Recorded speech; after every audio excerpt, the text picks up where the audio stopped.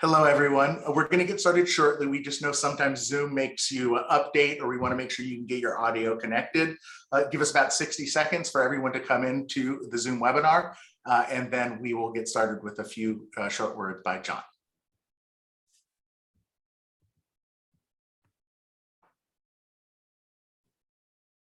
That looks too weird.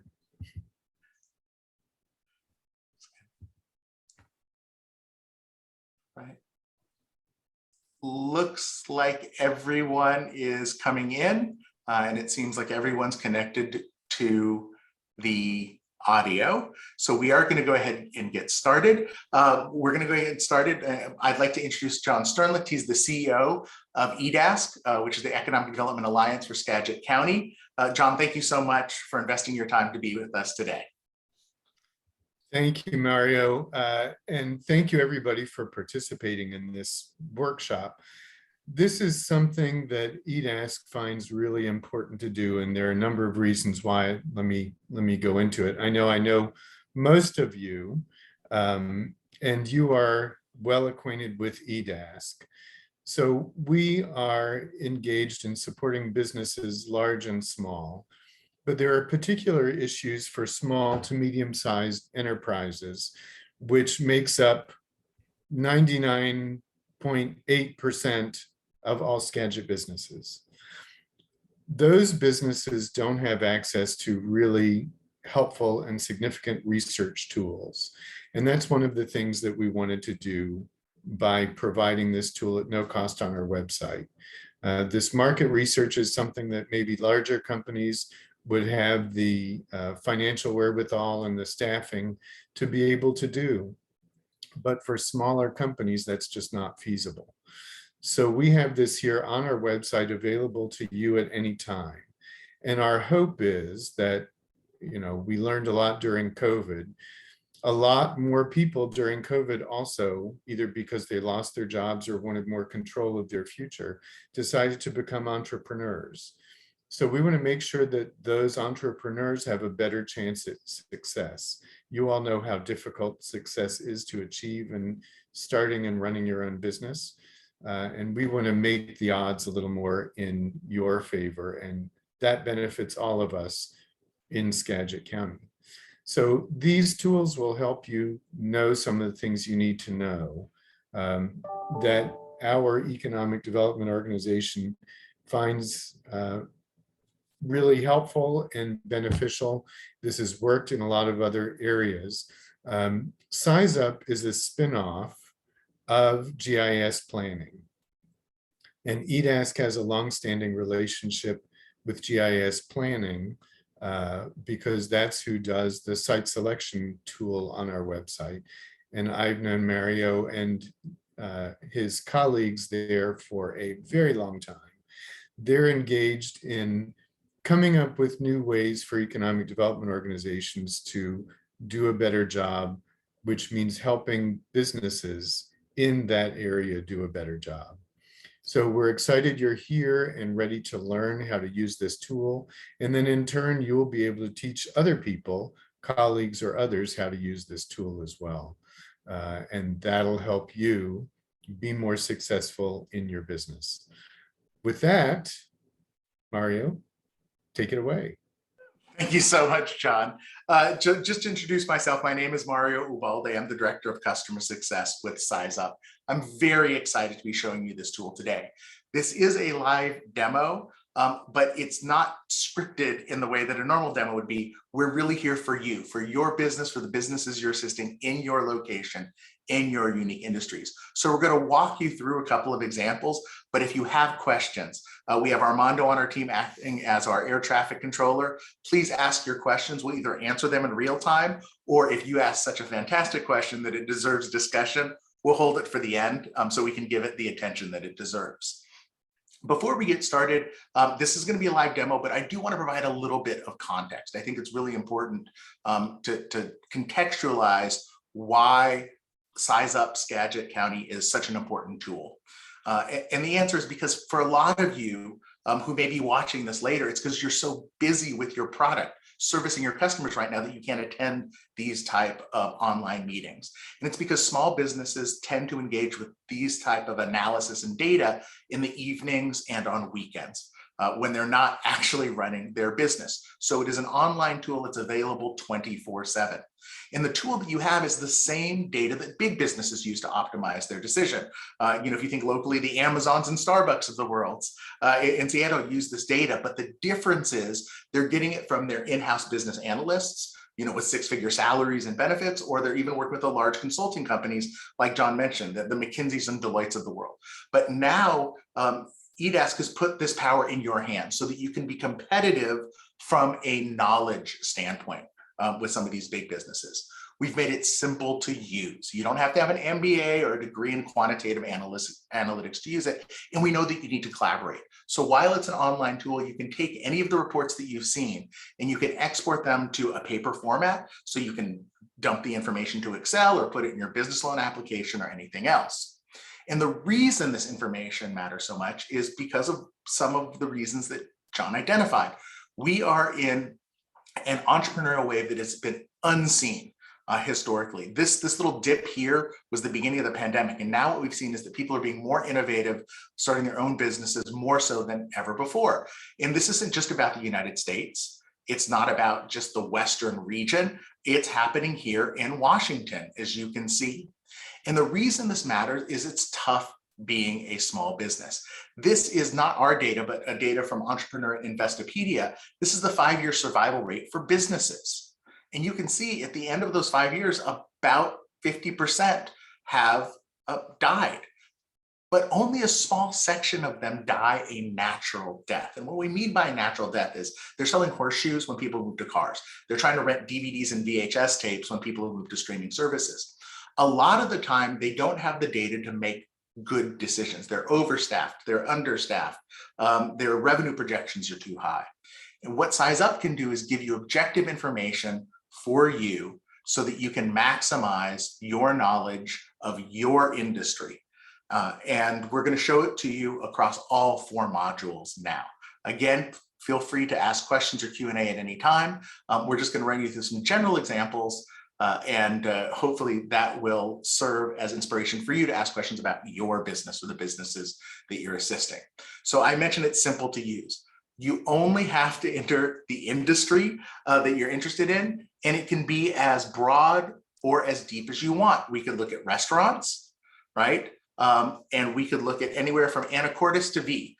In this case, it would be Mount Vernon, but you get the idea. Any place in the county, you can do analysis on it. We can look at all restaurants, right? And we could find out, I'm going to put in $1 million just as a number, and then it will Size Up Skagit County will super crunch millions of data points. We'll see that the average restaurant in Anacortes is making 2.9 million.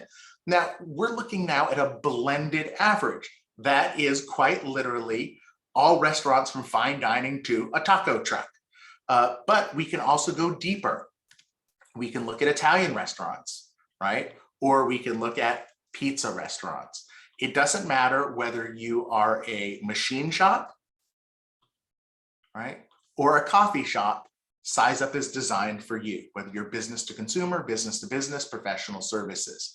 So just looking at this information, you can get an idea of what the average revenue is for a typical coffee shop. Now, we know that small businesses aren't typical. You operate differently. You may have different hours because you have family commitments. You may have a different business plan in terms of who you're appealing to. Maybe you're not competing with a generic coffee shop. Maybe you're a specialty coffee roaster. Maybe you're doing very fine manufacturing as opposed to mass production. Size Up is designed, even though it's oriented for small businesses, to work across all industries. So you can see that there's all sorts of information about revenue, and you can also see the overall trends within a given industry. So what's really interesting here is you would think, right, with coffee shops opening up everywhere, maybe it's a completely filled in region, but you can actually see that even in 2016, 2017 and on, there's still coffee shops opening, both in the state, the metro area, county, and city. So you can see what the velocity is for new business openings. If we were looking at some of those categories, like DVD and VHS rentals, you just see that cascading down to the right. you want to make sure that the industry that you're in is still vibrant, that new businesses are still opening. Some people wouldn't know this without this tool. And as I mentioned, you can look as large or as granular as you want to.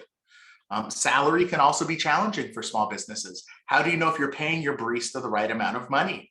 And you can think that $20,000 isn't a lot of money, but it's fairly competitive, again, for a barista salary. We can look at the number of employees. I think we can all agree that 10 people is a small business. That actually is a slightly smaller than average coffee shop. And we're going to take a look at this information and provide context in terms of per capita employees and also cost effectiveness. So we saw that our revenue for this particular business was below the average revenue for a coffee shop, but based on the number of employees we have, salary, we can see that our cost effectiveness is above average. And this is why context matters. Your business is unique, so the data points that you're using to measure success need to have that context. We can look at per capita revenue or local turnover. So imagine, if you will, at a time where staffing is really challenged, maybe you're losing one person, or one full-time equivalent in your business, and you think that that is a source of pain and challenge for you. Well, objectively, through the lens of data, you should be losing about one full-time equivalent and a quarter-time person. So what you thought was a pain point for your business is actually a testament to the service, the product, the culture, the compensation that you have that's allowing you to retain more than your fair share of your talented workforce. We can also look at healthcare costs and workers' compensation.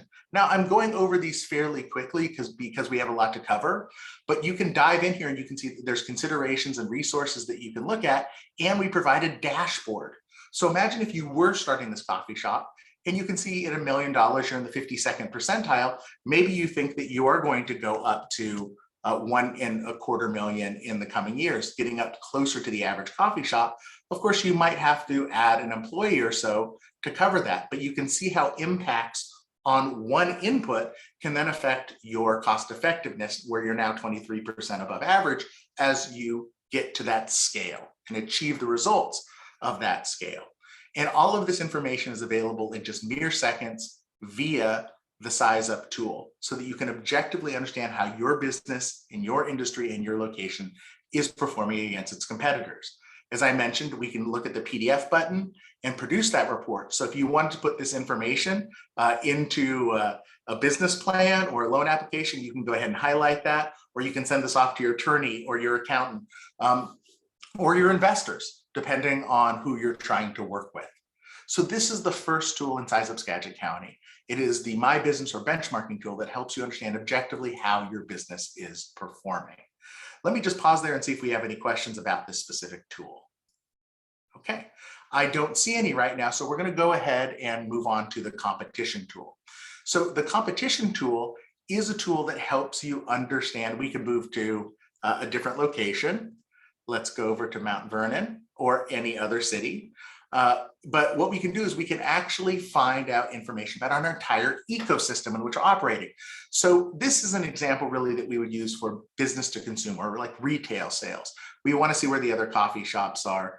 I'm going to switch in a little bit, but I do want to show you this. You can overlay the information with additional valuable data. So in this case, let's say that we are a coffee shop, but we're actually more of a cafe. So we can dive down, just like I showed you, we can go from restaurants to Italian restaurants to pizza. You can do the same thing with the heat maps. We can look at food away from home. We could look at lunch, dinner, snacks, and non-alcoholic beverages where coffee fits in. We can actually do a heat map showing where people are spending more or less money on that. And we can even look at the average household expenditures too. So you can look at overall business revenue, or you can look at household expenditures. It just depends on how you want to analyze the marketplace. I want to do something a little bit different here, which is not focus on a traditional like business to consumer example, but let's go ahead and look at all the home building that's been happening right now. So in this case, we're looking at carpenters. And we're seeing all the carpenters that are there in the area. So carpenters may not sell directly to homeowners. They might sell to people building homes. Let's say that they're a finished carpenter. So they're building cabinets and closets and bookcases and things of that nature. You could go ahead and list single family homes. Now you notice within this category, there's an industries tab. You can add as many industries as you are trying to sell to in the case of the customers tab. So we're looking at single family home construction. We could also then look at commercial and office building construction, because those same cabinets and bookshelves that you're building could be used by law offices, accountants, dentists, right? They all need a place to store their files, medical offices. So now these are your either your existing customers or your potential customers. You can dive in and find out more about them, whether they're home-based, how long they've been in business. And you can find out their website right here, and then go visit their website to find out how long they've been in business, the type of construction that they do, to see if it's a fit for your skill set. And as I mentioned, maybe this isn't the category for you. That's okay. You can always come in here and then remove any of these and add additional industries in. If you're building high rises, you can certainly go for industrial, or if you're building freeways or dams, you can add or subtract as many as you want. But this is only part of the picture. So you're looking at your competitors, you're looking at your customers, or you're using this as a prospecting tool to identify potential customers. It's really challenging to get the supplies that you need sometimes. So imagine if you were a carpentry company, maybe you have like a 5-person crew. So you're working not for the major home builders, right? Not the Cal Atlantics or the KB or the Lennar homes, but maybe you're working for more boutique home builders, or they're building, office spaces. So maybe you can just go to hardware stores and you can get, what you need. And so these are all the hardware store related companies, everything from big box stores to other ones. As you start expanding out, maybe you actually need to go directly to lumber wholesalers. So now you're going to see all of those lumber wholesalers. And the thing that you're going to notice here is we'll certainly show you the closest ones to your location. But if you have a unique product that's part of your process, you can zoom out. The analysis always starts in, but if you need to go into Oregon or Idaho to see some of those other suppliers, you can go ahead and do so. Here you go. Not only is it lumber, you're getting it straight from the forest. It's a logging company. So the idea is you get to define what your supply chain is, and you can analyze it across the entire 48 states. Or you can market to customers if you're selling your product, right? If you're not building homes, but you're selling services that can go anywhere, you can also use the customer tool to do acquisition across your entire ecosystem. So in quick review, the competition tool allows you to see the entire relationship spatially between your customers, your competitors, and your supply chain, to dive in deeper to find out more about those businesses, to help you target your outreach or understand where you can get the materials that you need to support your business's growth. So that is the competition tool. Check in on any questions here. Okay, so I see a question about data. I do want to discuss data, but it is a kind of a bigger issue. What I will say is, it just kind of in passing, all of the data that you see here on this tool comes from hundreds of different sources. So some of the information like labor turnover or healthcare costs comes from the Bureau of Economic Analysis, the Bureau of Labor Statistics. Some of the data comes from proprietary private sources. We use the same baseline data providers that are on Google Maps, Yelp, and everything else. This information, including the individual businesses that contribute to it, are updated every 3 months. Other parts of the application are updated annually or every 6 months. It just depends on what part you're looking at. I have some separate slides, time permitting, we'll look at later, so I hope I can answer those questions for you. All right, so we're going to move on to the advertising tool now. So the advertising tool is a really valuable tool, both for businesses reaching out and targeting individual consumers, and also businesses marketing to other businesses. We're going to show you how both of those scenarios can work. So what you're noticing right now, we're going to change to professional services. I like to talk about things I know, and I've spent a lot of time at the dentist's office because I have 2 daughters, 5 and 10. And we drive 25 miles to go see our dentist because he's a family dentist that has screens on the ceiling, wireless headphones, and he uses nitrous instead of needles. It's worth the trip to avoid the tears and the crying and everything else. So what we're looking at right now are the 4 zip codes where more money is spent on dental services. If you were my dentist, though, he thinks about his market very differently. He thinks that because of his special value proposition, that he thinks that about 25 miles is a fair trade area for him. And we can customize that because he wasn't interested in revenue. You see, we can change the type of analysis we're doing. So we could look at underserved markets. So these are markets where there's sort of a disproportionate imbalance between the revenue that's coming into the businesses and the per capita household expenditures in that area. So you might want to market to these areas, whether you're in Mount Vernon or Anacortes, because these areas are underserved where they are. Or it's a possibility for you to consider, of course, locating a second location there, whatever it might be. One of the things that you can do is you can narrow this down. So if you're a dentist and you're a family dentist, what you want to focus on is people who are old enough to have teeth, not so old they've lost them. Maybe we go to the 50s, and you may want to charge more. So we went from, now we're down to 10 zip codes, but maybe you're focused on household income because you're going to charge more for your services. Now these are the various places that you may want to consider marketing because it matches your particular marketing plan or business plan. And just as I showed you before, we can export that information and you get your advertising report with all of the unique characteristics that you just put in. Median age 5 to 50, household income greater than 75,000, 25 miles from the centroid of Mount Vernon. You can put these things on Facebook, Instagram, Google. You can buy ads right now. If you're working with a third-party advertising agency, you can send this PDF to them. And then it's just a question of where you do your advertising. Is it online solely? Or do you know that there's Chamber of Commerce, there's a community newspaper, maybe there's a billboard, bus stop ads. It just depends on where you want to market, but you're going to find a more optimal market based on your specific marketing plan. So this is how it would work for, again, consumer facing, but you can do the same thing and even cross-reference some of the information with the tool for business purposes. So for example, getting back, maybe you're a plumber this time and you are looking for commercial and office building construction. So one of the things is if you do have a smaller crew, maybe you don't want to work with really big companies. So instead of looking at revenue, because houses are expensive things, and I think revenue might be misleading, you could actually look at total number of employees. So let's reset these filters for the demographic characteristics and look at industry performance. So again, you're a plumber, you're searching for construction companies that are smaller. And so you can actually look at these zip codes and see which zip codes have larger single family home or commercial and office building construction. But you could also say, you know what I'm really looking for? I want to look for firms with at most 50 employees.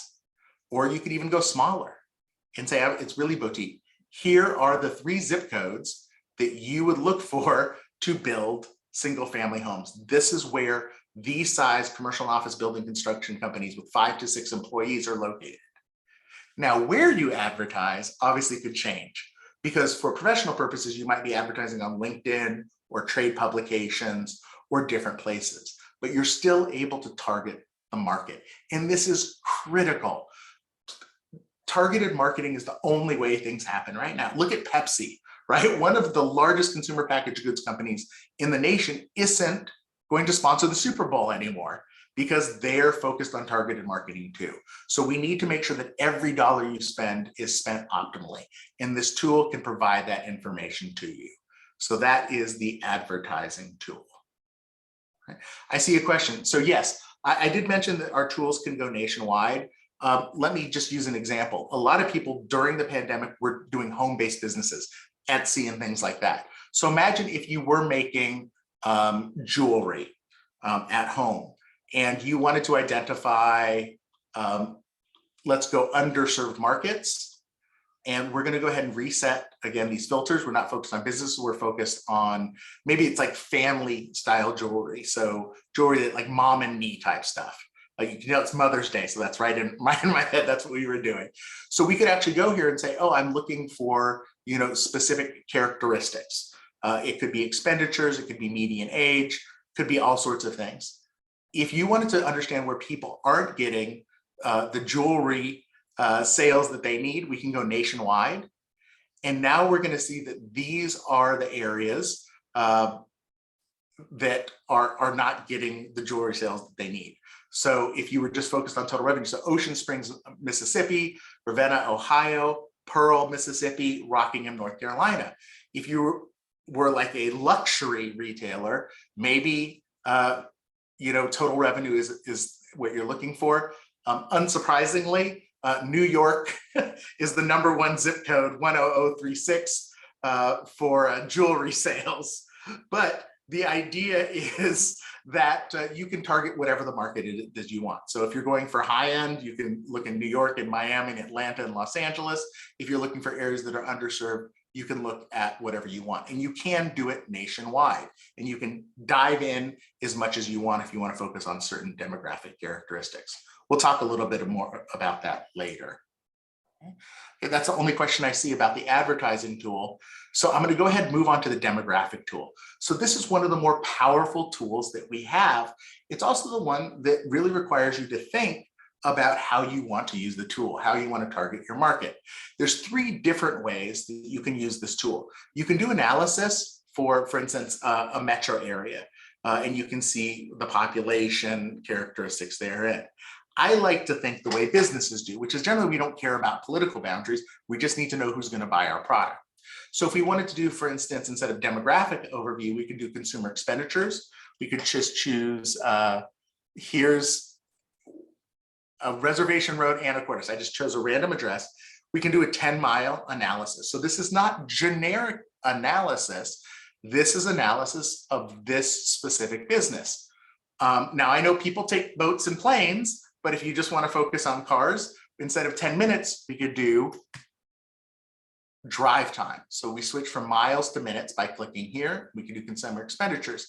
And we'll see, obviously, this is the area that you can get to in 15 minutes. You can see how much each household is spending on given categories, along with total expenditures within this geography. So we can look at demographic characteristics, and we can also look at consumer expenditures. Let me show you a really neat feature of Size Up, which is the boundary tool. So if you really know your markets, because there's unique geography, there's hills, there's mountains, there's oceans, you may have an idea of where you want to market. So you can actually select the within a boundary tool, and you can draw whatever shape you want. You get the idea. And so we can look at just this shape in terms of the type of businesses and workers in this particular geography. So we can see that there's 6,582 businesses within this hook shape thing with 61,000 employees. If you were trying to outreach to find some of those employees, you can bypass all the business information where we're looking at businesses by size or the type of industries that the business are. And there are hundreds of categories, and now start looking at the employees. Right? So these are all of the employees within this shape. And we could look at all sorts of things like construction and extraction.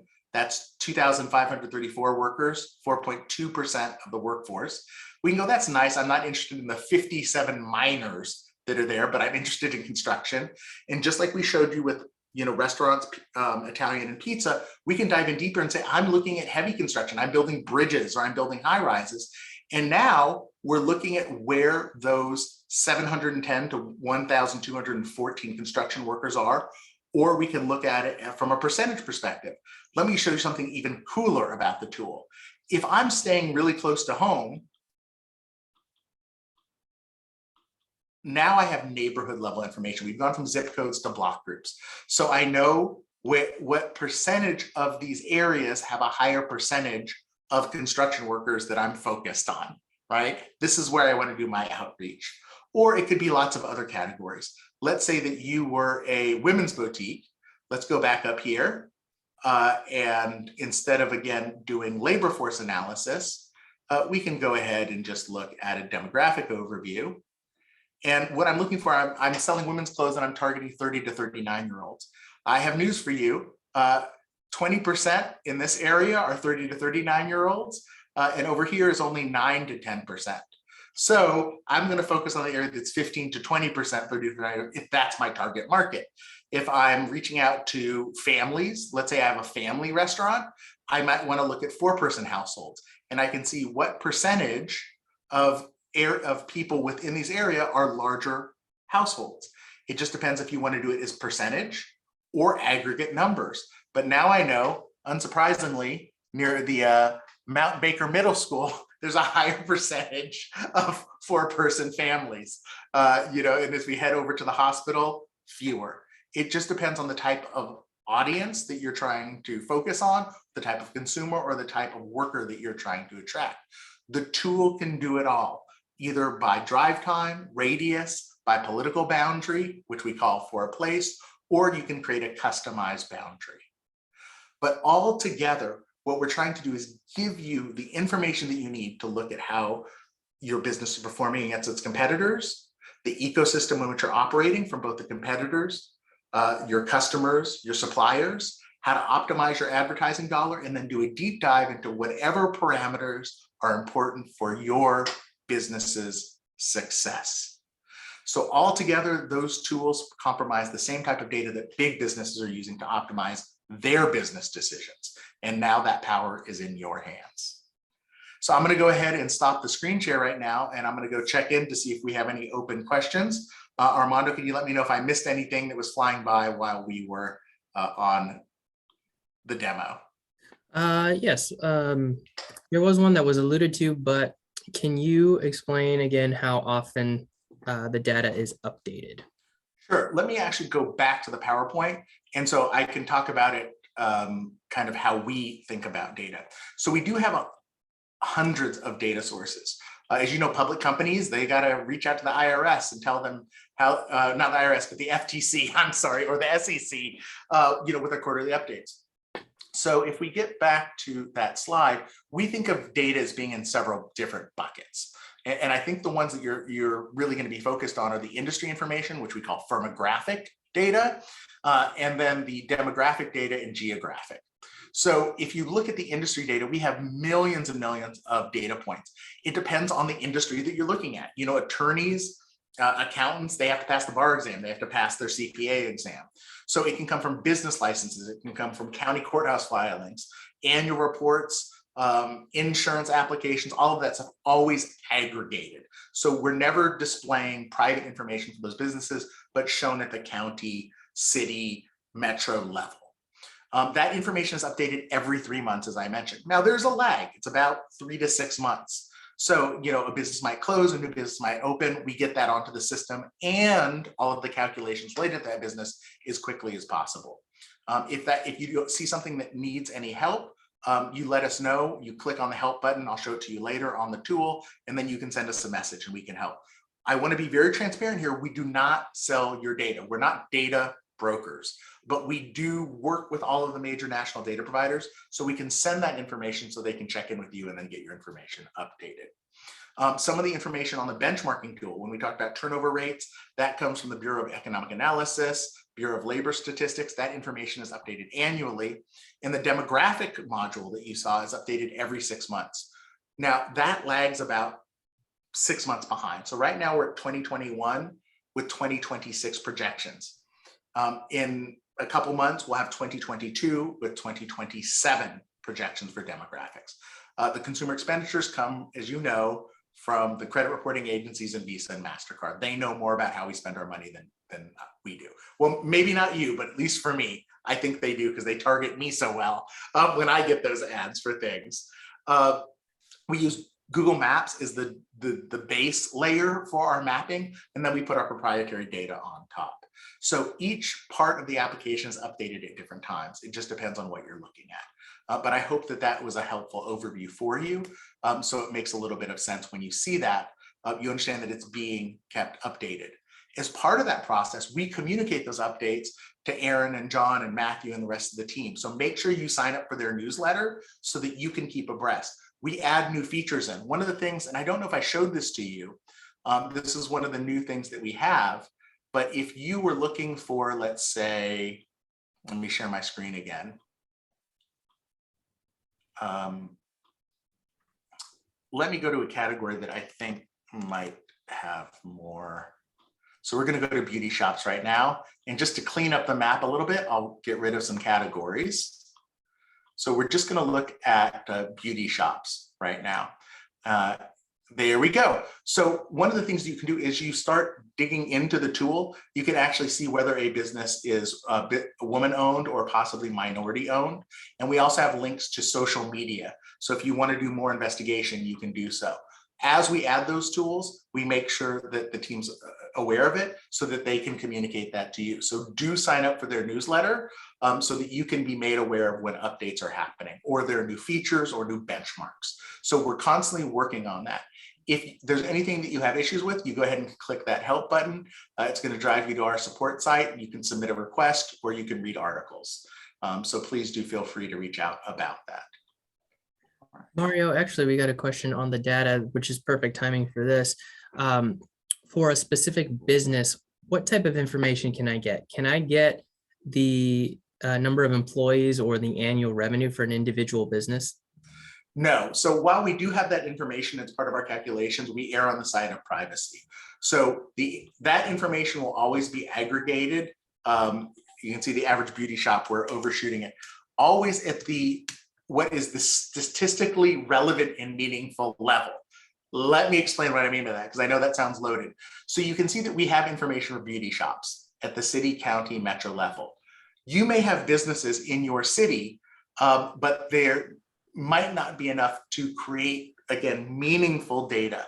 So if we go to something very specialized, I'm going to go to aerospace instrument manufacturing. So these aren't just rockets. We're talking about the dials that go onto rockets. So we're in Mount Vernon. You notice that the city benchmark went away, but there is a benchmark at the county level. It's not to say that there aren't aerospace instrument manufacturers in Mount Vernon. It just means that there are too few to make it statistically relevant. So we always default to the smallest geographic level that's meaningful. So with that in mind, we don't show that information for individual businesses. We show it at the aggregate level. But what we're trying to do is provide directional guidance without violating people's privacy. And it's the same thing with the demographic tool, if you notice. We could look for, let's say, 60 to 64-year-olds, or we could look at African Americans, right? Or we could look at people who have over $100,000 of income, or you get the idea, but you do it all one at a time, because otherwise you're going to go look for, older African American women billionaires, and then Oprah's house pops up, and we don't want to make Oprah angry.